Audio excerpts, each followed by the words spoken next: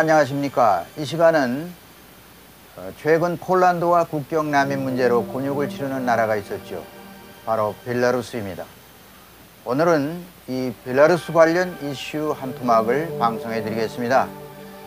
여러분, 날씨와 기온차의 변동이 심합니다.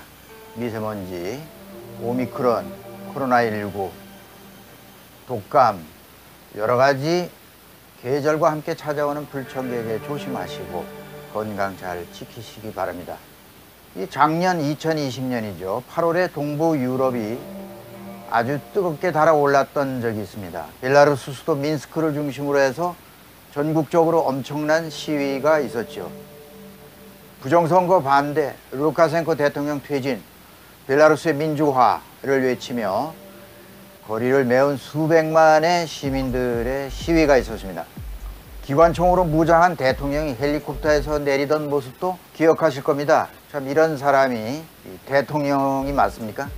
여러분, 아직도 서방세계 바로 옆에는, 즉 동유럽에 이런 독재자가 통치하는 나라가 건재하고 있다고 하는 현실이 정말 놀랍습니다. 벨라루스는 한때 백러시아라고 불리기도 했습니다. 소련, 즉 소비에트 연방 12개 국가 가운데 말씀드린 대로 유럽에서 가장 유럽에 가까이 위치해 있는 나라 벨라루스인데요. 이 나라 대통령 루카센코는 유럽 최후의 장기 집권 독재자로 이름을 알리고 있습니다. 1994년에 집권한 이래 27년간을 집권하고 있습니다. 작년이죠. 2020년 8월 9일 실시된 벨라루스 대선이 있었습니다. 그런데 루카센코는 여기서 80%의 득표율로 또 승리를 하게 됩니다. 6번째 당선입니다. 시민들은 이번 선거에는 꼭 독재자 루카센코를 축출해야 되겠다, 이렇게 다짐했는데 80%라는 놀라운 득표율을 기록하면서 다시 집권을 하게 된 것이죠. 루카센코는 선거 전략에서 유력한 야권 후보자를 사전에 차단하는 방법을 썼습니다. 투표 조작, 유럽 투표 감시관의 입회 불허 등 선거에 부정한 방법을 동원해서 선거 부정을 자행한 것이죠. 부정선거 시위가 불같이 일어났고 군경의 강경 진압과 추운 겨울이 다가올 때까지도 이 시위는 계속되었습니다. 당시 야권에 인기 있는 대선 후보 몇 사람이 있었습니다. 두 사람만 소개하겠습니다. 금융인 출신의 빅토 바바리코라고 하는 사람, 그리고 기자 출신이며 블로거인 세르게이 티아nov스키라는 사람인데요. 그 중에 티아nov스키라는 사람은 그 인기가 유튜버로도 크게 알려진 인물입니다. 티아nov스키는 대선 정국에서 일찌감치 5월, 대선이 8월인데 5월에 루카센코 대통령보다 앞서서 출마를 선언했습니다. 그래서 야당의 유력한 후보가 된 티아nov스키는 루카센코 대통령을 바퀴벌레 같은 사람이다, 이렇게 바퀴벌레라고 부르면서 바퀴벌레를 슬리퍼로 잡자라고 외치면서 거리를 행진하면서 대형 슬리퍼를 자동차 위에 얹고 시민들의 열화와 같은 그 호응을 이끌어냈습니다. 하지만 시위 직후 벨라루스 경찰은 가만 내버려두지 않았죠. 외국 정부와 내통한다, 그러면서 그를 체포했습니다. 출마 선언 이틀 만에 일어났던 일이었습니다.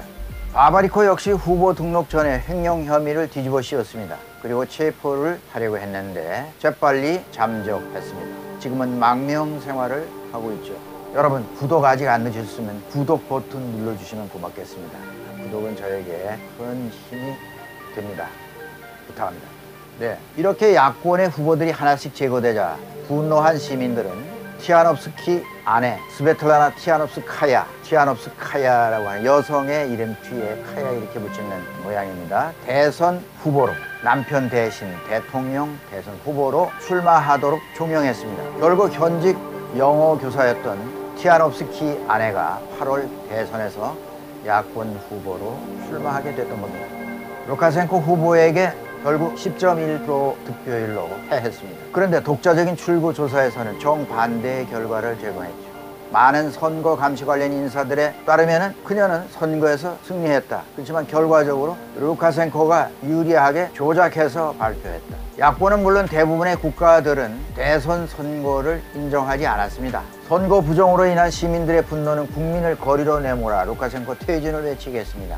주말마다 수천 명이 도시 중심가로 모여들었고 기업, 노동자 등 파업에 들어갔었죠. 루카센코 사퇴, 대선 무효, 재선거 실시 등을 외치며 격렬한 저항이 계속되었습니다. 하지만 정부는 가만히 있지 않습니다. 정부는 오먼이라는 특수보안군을 동원해서 진압부대 선봉에 서게 해서 무자비하게 시위대를 짓밟았습니다. 야권 지도부에서는 대통령과 협상을 시도했으며 대선 무효화와 재선거 실시, 재선거 후의 정권 이양을 위한 실행기구로서 각계 대표 70인이 참여하는 야권 조정위원회를 구성했습니다. 대선 후보 티하노프스카야는 유럽 국가 지도자들에게 대선 결과가 조작되었으니 벨라루스 대선 결과를 인정하지 말아달라고 촉구했습니다.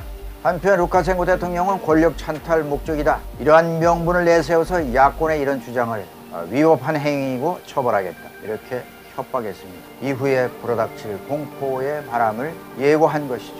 다음 달 9월 23일 루카셴코 대통령은 사전 예고 없이 시위대를 피해서 몰래 자기 자신의 6기 취임식을 치렀습니다.